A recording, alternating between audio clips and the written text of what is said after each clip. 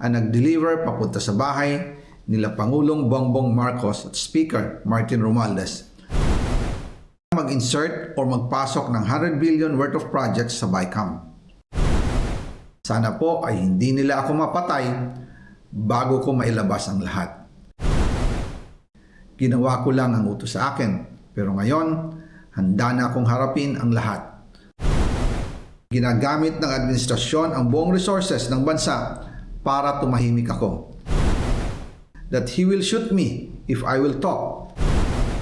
Gagamitin ako bilang panakipbutas sa kanilang kampanya laban sa korupsyon. Hindi na ako mananahimik, ilalabas ko ang lahat ng katotohanan. May resibo, may ebidensya, at may pangalan. Para sa bawat Pilipino, alam ko na buo ang galit ninyo sa akin ngayon. Nauunawaan ko rin kung bakit. Lalo na at malaki ang halagang nakataya. Pero bago kayo humusga, hayaan ninyong ipaliwanag ko ang buong katotohanan. Matagal akong hindi nagsalita dahil may direktang utos sa akin. Huwag nang bumalik ng Pilipinas at manahimik na lamang. Umalis ako noong July 19, 2025 para sa aking medical check-up. Nakaplanong bumalik pagkatapos ng SONA ni Pangulo. Pero habang papauwi na ako, tinawagan ako ni dating Speaker Martin Romualdez at sinabihan, "Stay out of the country. You will be well taken care of as instructed by the President." Noon naniniwala pa ako sa kanila, kaya't hindi ako bumalik.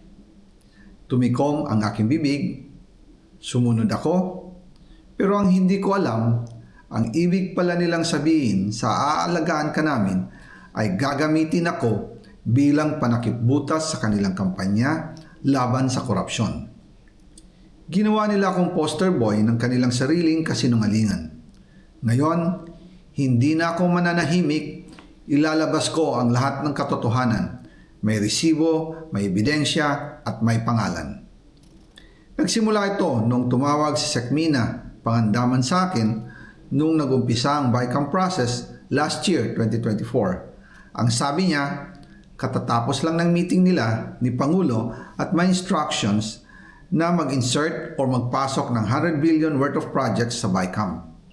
At sinabi pa ni Sekmina, you can confirm with Yusek Adrian Bersamin dahil magkasama sila sa meeting ni Pangulong BBM noong araw na yon.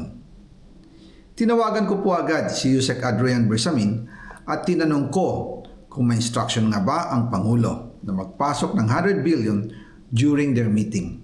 Ang sabi niya ay totoo nga po. Right after our conversation, tinawagan ko po si dating Speaker Martin Romualdez at nireport ko ang instructions ng Presidente to insert the 100 billion projects. At sinabi niya sa akin, what the President wants, he gets.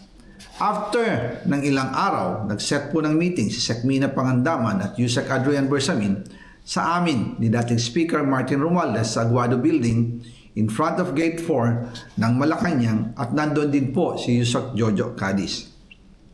During the meeting, binigay po ni Yusek Adrian Bersamin ang listahan na worth 100 billion. Tinanong ko po si Yusek Adrian kung saan galing ang listahan. Ang sagot niya, galing kay PBBM mismo at binigay niya ito mula sa brown leather bag.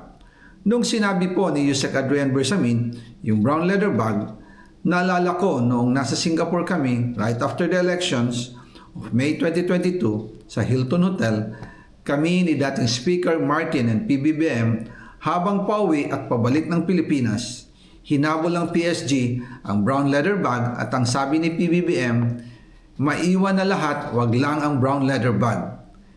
Kaya naniwala ko na utos talaga ito ng Pangulo. Pagkatapos ng ilang araw, I informed sina dating Speaker Martin Romualdez, Sekmina Pangandaman, Yusek Adrian Bersamin, and Yusek Jojo Cadiz na kung pwede 50 billion lang ang ipasok sa program funds dahil so sobra ang DPWH funds versus sa DepEd. In practice, hindi pwede na mas malaki ang budget ng DPWH kaysa edukasyon. And yung balance na 50 billion, ilagay na lang sa unprogrammed funds for the 2025 budget dahil Office of the President din ang nagre-release ng lahat ng unprogrammed funds.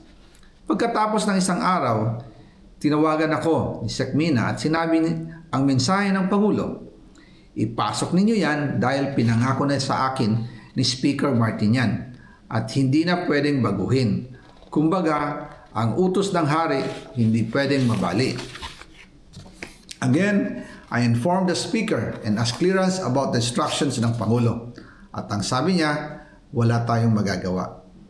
Kaya po nagtataka ako kung bakit sinasabi ni Pangulo na hindi niya makilala ang budget, samantalang lahat na binawas at dinagdag sa mga ahensya ng gobyerno ay humihingi ng approval sa kanya si Sec Mina Pangandaman.